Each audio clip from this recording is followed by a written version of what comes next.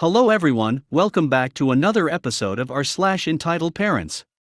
In today's episode, one parent's reaction after a science teacher showed vaccine effectiveness data to students. It's okay, I've worked with animal rescue for 10 years now. I am the manager, and you need to leave forever. Before we get started, make sure to subscribe so you will never miss a video. So let's get started. One parent's reaction after a science teacher showed vaccine effectiveness data to students. I am including the principal in this matter. I need to bring an issue to light regarding your aquatic science class, but I let it slide the first time it happened when my daughter came home concerned after an episode regarding you and another student not wanting to wear a mask in class. I judged that it was a once and done, emotionally driven situation, but now I am convinced that it's going to be an ongoing issue that needs to be addressed. It is my experience that as a teacher, it is your professional and pedagogical duty to ensure that the students learn the pertinent material of the subject being taught as per UIL standards. This slideshow, that you obviously took time to prepare, is not aquatic science related. This is textbook political propaganda and indoctrination. This is pushing your own agenda on a captive audience who are afraid to speak out in fear of repercussions, as it's happened once already. It is also not within your duty to decide it for the children whether they should or should not trust their government. That is their decision, and their parents alone. If you have had a bad experience with COVID, or know someone who has, I'm sorry for your experience. We've dealt with death of our own friends. These are harsh times. I do not agree with or support anyone pushing vaccine versus non-vaccine, or the demonizing and villainizing of either choice, as it is not yours, especially in a classroom environment. Please see the attached photos as proof that this is being pushed in the classroom and not my own story.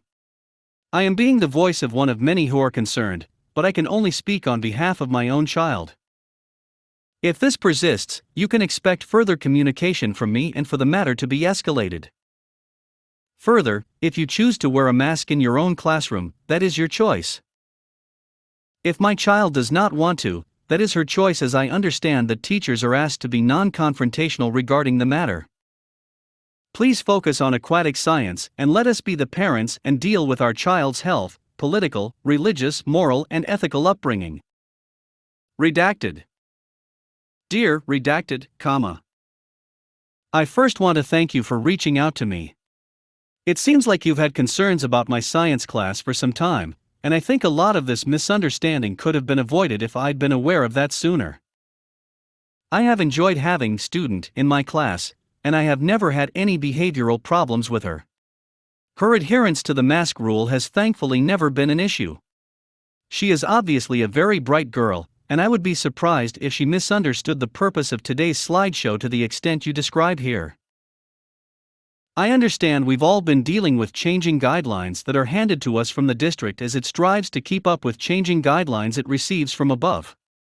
I do think it's important for you and student to be aware that she and I are both required to wear a mask in my classroom. It is my job as a science teacher to teach my students about various types of graphs and data visualizations. Today, among other things, we discussed various types of graphs, examples of each, and why some graphs could be more useful than others, depending on the type of data being presented. It is also not within your duty to decide it for the children whether they should or should not trust their government. I agree with you on this. Pushing vaccine versus non-vaccine, or the demonizing and villainizing of either choice. I agree it would not be appropriate for me to demonize or villainize anybody. I am very thankful to have the support of my administration during this difficult time. The safety of our students and staff is of primary importance to our school and to our district, and I wouldn't be working here if that weren't the case. Have a good day.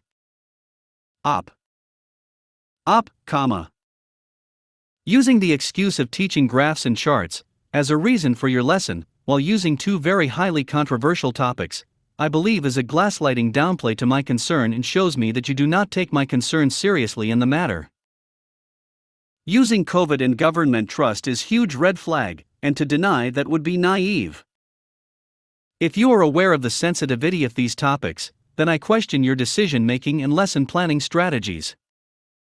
You are not teaching cellular biology, virology, politics, or the like. You could have just as easily chosen apples and oranges, or sales of cookies versus chips, or maybe something dealing with aquatic science if you were truly just teaching 9N charts and graphs. You made your choice very deliberately. The fact that there has already been an issue on the subject of COVID, the continuous push for the kids to wear masks, also not your job, while using passive-aggressive examples by displaying a photo of your young child being compliant, points to a very dangerous pattern in your approach to teaching and classroom management. I am not concerned about my daughter's adherence to the mask rule, and that is not the topic of conversation. My concern in this email, the message to be understood, is that you took a personal platform, used a captive, young audience, to push something other than aquatic science for the whole class period. Unless COVID pertains to fish, I find it highly unnecessary and inappropriate to be using any such information to teach charts and graphs. There is no supporting data in your slideshow as the data continuously changes, and you are therefore spreading misinformation and misguidance on the matter. It would be the equivalent of me trying to teach aquatic science. I am not qualified. I am less than pleased with your apology as this is not a misunderstanding. I will be in communication with Ms. Gamble moving forward as I do not have confidence that your actions are in my child's best interest. Redacted. 4. Dear Redacted. Regarding your for the whole class period accusation, I think it's important to note that the majority of today's class period was spent learning fish anatomy. Student did an absolutely beautiful job on this assignment, and I think you should be very proud of her. I know I am. I've attached a picture of her amazing work. I'm happy to chalk that false accusation up to an honest misunderstanding, since that is the most generous possible interpretation of your claim. I'll let the rest of your email speak for itself. Take good care. Op. It's okay, I've worked with animal rescue for 10 years now. Disclaimer, English is not my first language, so if there are any mistakes please message me. I have worked at a petting zoo for almost 4 years as the manager. Luckily, I don't get a lot of entitled parents because most of them find animals disgusting. However, there are some rare moments I meet one. While I was feeding our ducks and chickens some bread, a woman walked up to me with her child, around 8 years old. "What are you doing?" with a snare in her voice. I looked up and told her I was just feeding the animals. "But why are you feeding them bread?" "Me, it's 3 p.m., they always get bread around this time, they will follow you around until you give them bread." During this entire conversation, I kept giving bread. Karen, well, I've worked with animal rescue for 10 years now, and I can tell you, bread is deadly. I have my degree in animal care, and let me tell you, in my country they let anyone join animal rescues because they need every help they can get. Even if you don't have a degree. Me, that might be right, but I've never had a problem with any of my animals because of bread, and it's not the only thing we feed them. Well, I've worked with animal rescue for over 10 years, and it's deadly. Me, if my animals ever get sick because of bread, I will stop, but as long as that isn't the case I want. Sick. She scoffs. They won't get sick, they will die. Me, well, that's odd. What is? In the most sharp tone I've ever heard. Me, for some dead animals they seem pretty alive to me, might be zombie ducks. Huh. Let me be clear, they always wait at 3 for food. Not just bread, but just anything, vegetables, bread, seeds. They don't eat bread daily, and if they do eat bread it's not a lot, just a few slices. Karen walks away with her daughter. While I'm still feeding bread, I spot Karen picking bamboo leaves of our bamboo in the corner of my eye. Normally when people do this they will feed it to the goats, which isn't allowed. I always say something about it, but this time I was just waiting. She walks into the goat pen and starts feeding bamboo. I walk over there and say, "Miss, you can't feed th." She stops me with a big smile saying, it's just bamboo leaves. I've worked with pet rescues over 10 years now, and it's healthy. Me, that might be the case with some bamboo, but there are over 50 kinds and some might cut the tongue of the goats because of the sharp edges. It happened before. I was BSing BTW, but she didn't need to know that, but they are sharp on the edges. It was probably something else that did that. Me, I don't want to find out. If you are gonna feed them, then please give them from that tree, and I gesture towards the curly hazel tree. Ugh, fine. I got my coffee. While I was watching in the distance, I saw her leaving the pen. We have 2 fences which you need to pass to enter the goat pen so the goats can't escape. If they do, it's usually just the first fence they got by. And it just so happened Karen didn't stop the goats, and they got through the first fence. I see her trying to get the goats back. Trying wasn't the right word. She held the gate open and told the goats, "Go back, come on, go back." My volunteer was trying to help her, but she sent him away. My volunteers came to me and told me that the goats escaped. I told them it's okay, she has worked 10 years with animal rescue, she must knows what she is doing. I had some visitors came by who I knew and told me the same thing. The goats escaped. And I told them the same thing.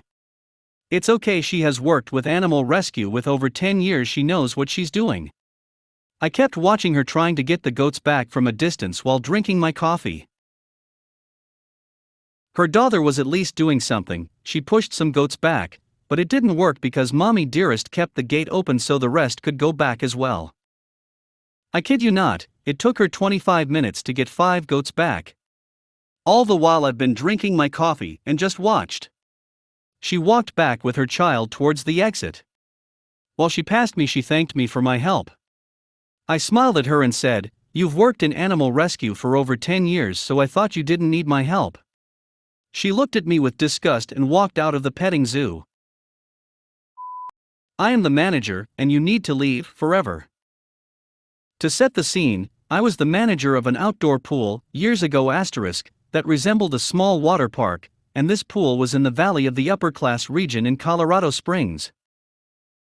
The pool had several water slides with weight/height requirements, a decently long and winding lazy river, one of those mushrooms that pour water all along the edge, and a structure in the zero-entry portion of the pool that was meant for smaller children that wore red wristbands.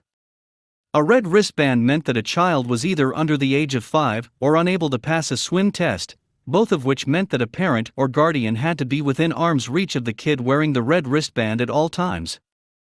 This is pertinent to the story. It was the beginning of the season, and a solid 1/3 of my lifeguards were 16-17 years olds working their first jobs, that had also just graduated a lifeguard course I'd co-taught.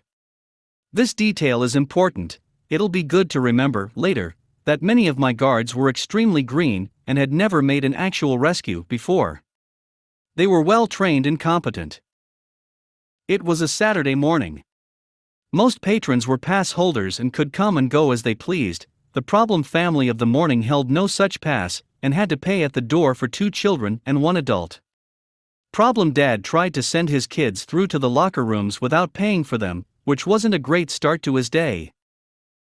He said he didn't realize kids weren't free, and the front desk girl let him in. Both children ended up wearing red wristbands.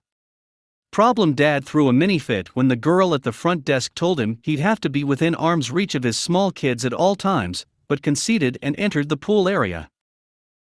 Problem Dad was on my radar within an hour for attempting to allow both of his kids to go down a slide reserved for green wristbands. He also walked away from his kids several times, to be whistled at by a guard and shooed back to his kids, that were always in the water. He was given a final warning by one of my head guards and told he'd have to leave if he broke a rule again. Next thing I know, I hear the long whistles that indicate a guard is jumping into the water to make a rescue. I see the other guards shift stations like they're supposed to, and a head guard go get the AED, first aid kit, and my attention to call 911. They're working like a well-oiled machine. I speed walk to the point of the rescue, just in time to see one of my brand new guards pulling a 5-year-old boy out of the lazy river. He's alone. I immediately recognize that he belongs to Problem Dad, and look around for him. No sooner than I spot him, do I realize he is pissed. The guard that pulled the kid out of the lazy river has lied him down on the concrete, and he's coughing up water, but is fine. The head guard tries to help him up, but the dad rips him out of that guard's hands and starts screaming at and downright berating my 17-year-old guard that made the rescue. He can swim just fine. What are you doing? You scared him shitless. Are you stupid? I have absolutely zero tolerance for bullying, let alone for a grown-as man screaming at a kid for doing their job, so I immediately step in and tell him to calm down. He turns his attention towards me, gives me a quick head-to-toe once-over and demands the manager. I didn't wear makeup to this job, am fair-skinned with red hair and freckles, and was wearing a guard suit with guard shorts instead of manager clothes, because I had been filling in for a head guard during their lunch. I looked about 20 and still do now, at 32. Nevertheless, I was in charge. I am the manager, sir. Ha, the real manager. Someone that can legally buy a beer, where is he? I am the only manager, I am 26 years old, and I am in charge of everything here. He went on to claim he'd been mere feet from his son and was about to help him, since he was struggling, when the girl over there jumped in and caused a scene, scaring him. I'd not seen the rescue from the start, so I asked the head guard what happened, though I already knew. He told me the boy was fully submerged in the current of the lazy river, and if the guard hadn't jumped in, he'd have likely been getting CPR as we spoke. I looked back at Problem Dad and said he owed my guard an apology and a thank you. He snorted and told me that wasn't going to happen, so I told him he was no longer welcome in my pool. He threw a big fit, this time, demanding a refund and threatening to get me fired and calling us all names, and I refused the refund and walked right on his heels until he was through the facility and out the front door, where he continued to yell, and I called the cops. They came fast, as this wasn't a terribly uncommon occurrence at our affluent pool. He was trespassed and he ruined any chance of summer pool fun for his kids that year. I told the cops to talk to him about dry drowning and to insist his kids see a doctor, and wiped my hands of the situation. When I made it back inside, the girl who'd made the rescue was having a full-blown panic attack in the guard room. She was sobbing, saying she had no clue how she saved him, that the man was right, and she was an idiot, and more. I comforted her and told her that her training kicked in, and she did everything she was supposed to do, potentially saving the kid's life. I gave her the rest of the day off. I bought her some nachos and a soda. The next weekend, we did an in-service based on lazy river rescues, and my green little guard was awarded Lifeguard of the Month, which she and her mom bragged about all summer. Problem Dad called to complain about me to my manager, who'd read my incident report, and was promptly told he should be glad his kid didn't die, the wristband protocol, that lifeguards have final say in safety measures at all times, and that the little girl manager had final say in trespassing him. The end. I posted a story about being the surprise manager of a pool, which was brought to light at the beginning of a lifeguard class I was co-teaching. The teenagers assumed I was a classmate. That post is right here, and I promised several people I'd come back with more. That was 109 days ago, and I'm well overdue. The guard in this story is the same guard from my first story. She also worked for me the next summer, and is a nurse now, and just had a baby a few months ago. I have given her several job references over the years. Hope you enjoyed. I also posted a story about my own first guard job as a teen, here, and promised to share more. I will. Edited to add the fact that this was years ago, star.